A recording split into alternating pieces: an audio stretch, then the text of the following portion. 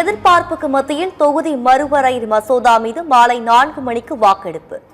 எதிர்க்கட்சி எம்பிக்கள் எதிர்த்து வாக்களித்தால் மசோதா நிறைவேறாது என தகவல்.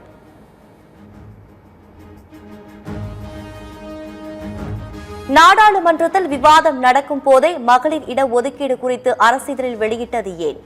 5 மாநில தேர்தலை சீர்குலைக்கவே தொகுதி மறுவரையறை மசோதா என மக்களவையில் திமுக எம்பி கனிமொழி குற்றச்சாட்டு. And yesterday, when we discussed, you've called us here, we are discussing the bill here, and then what is the need and what is the necessity to notify it yesterday? What is the meaning? What is the respect you have for this house?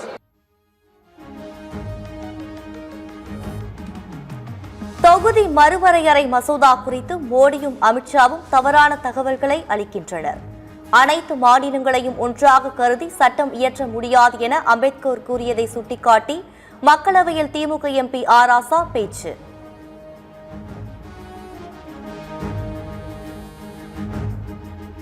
நூற்று 80 எம்பிக்கள் எதிர்த்து வாக்களித்தால் தொகுதி மறுவரையறை மசோதா நிறைவேறாது என ப. சிதம்பரம் பேட்டி.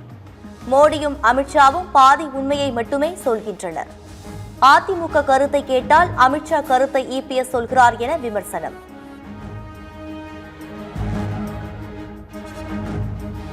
மேற்கு வங்கத்தில் ஆங்காங்கே வெடிகுண்டுகளை வைக்க பாஜக திட்டம் என முதலமைச்சர் மம்தா பானர்ஜி பரபரப்பு குற்றச்சாட்டு.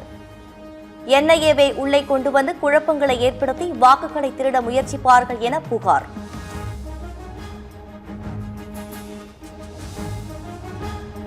தொகுதி மறுவரையறை மசோதாவை முழுமையாக திரும்பப் பெற வேண்டும் என முதலமைச்சர் மு.க. ஸ்டாலின் வலியுறுத்தல்.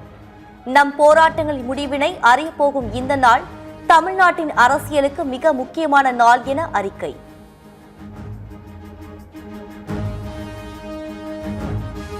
அதிமுக ஆட்சி அமைந்தவுடன் மளிகை கடைகளில் எப்படி அரிசி இருக்கிறதோ அதே தரத்தில் ரேஷன் கடைகளில் வழங்கப்படும்.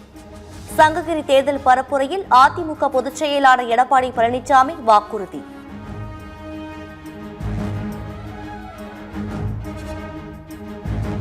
இருபது பெண் எம்பிக்கள் ஆவதற்கு வகை செய்யும் சட்டத்தை எதிர்க்கும் திமுகவுக்கு பகுத்தறிவு இல்லை.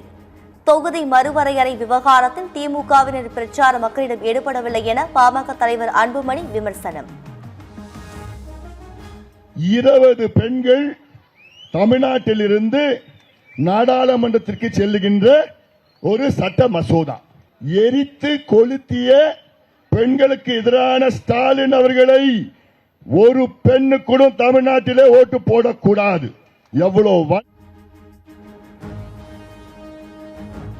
1000 ரூபாய்க்கு கூட வழியில்லாமல் பெண்களை வைத்ததுதான் இந்த ஆட்சியாளர்களின் சாதனை. எல்லாம் வளமும் உள்ள நாட்டில் இருந்து வளமை இல்லாத பாலைவன நாட்டிற்கு செல்லும் நிலை உள்ளதாக பரப்புரையில் சீமான் பேச்சு.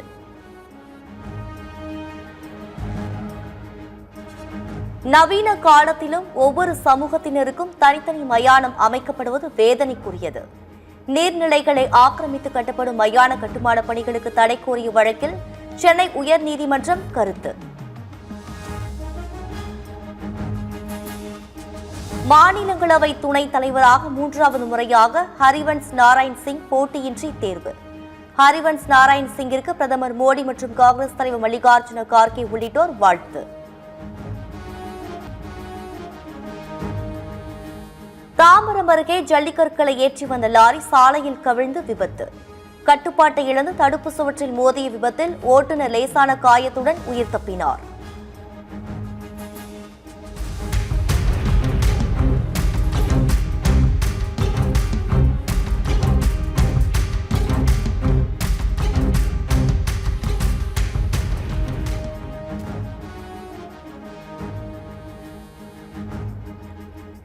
வரும் 23ஆம் தேதி வரை மேற்கு தொடர்ச்சி மலை மாவட்டங்களில் மழைக்கு வாய்ப்பு. ஏனைய தமிழக மற்றும் புதுச்சேரி மாநிலங்களில் மழை பெய்ய வாய்ப்பிருப்பதாகவும் தகவல்.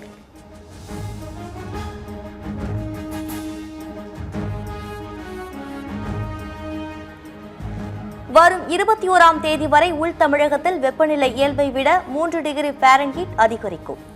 கடலோர தமிழகத்தில் அசௌகரியம் ஏற்படலாம் என வானிலை ஆய்வு மையம் கணிப்பு.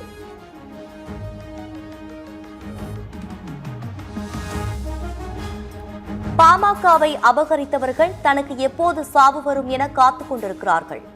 மருத்துவமனையில் இருந்தபோது அன்புமணியின் குடும்பத்தினர் வந்து பார்க்கவில்லை என ராமதாஸ் வேதனை.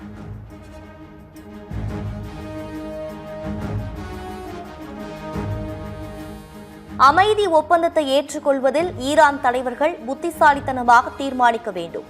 ஈரான் தவறான முடிவை எடுத்தால் மிகப்பெரிய அளவிலான தாக்குதல்களாக இருக்கும் என அமெரிக்கா எச்சரிக்கை.